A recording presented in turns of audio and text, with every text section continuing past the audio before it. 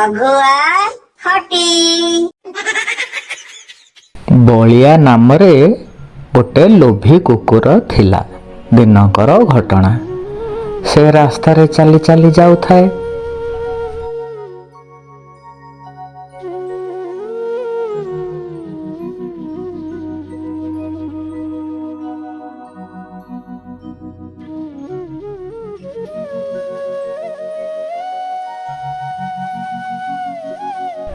କିଛି ଦୂର ଗଲା ପରେ ଦେଖିଲା ଗୋଟେ ପୋଲ।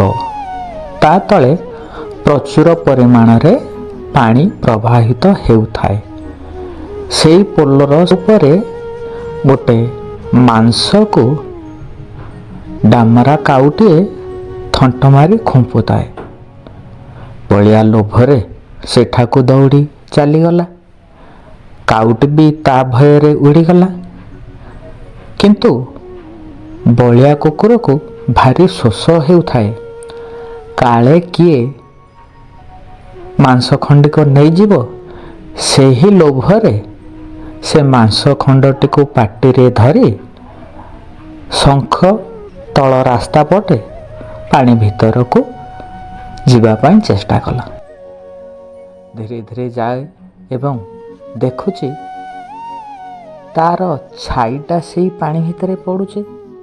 ବଳିଆ ଲୋଭ ବଶତଃ ଭାବିଲା ଯେ ଆଉ ଗୋଟେ ମାଂସ ଖଣ୍ଡ ଅନ୍ୟ ଗୋଟେ କୁକୁର ନେଇକି ଯାଉଛି।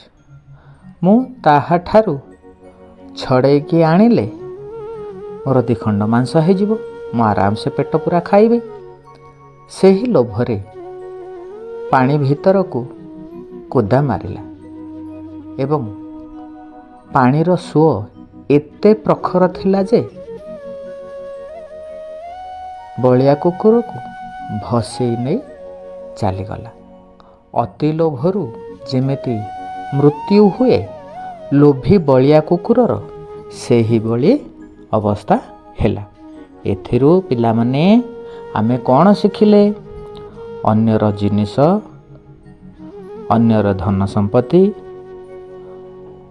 ଏସବୁକୁ ଦେଖିଲେ ମଧ୍ୟ ତାଙ୍କୁ ଦେଇଦେବା ଉଚିତ।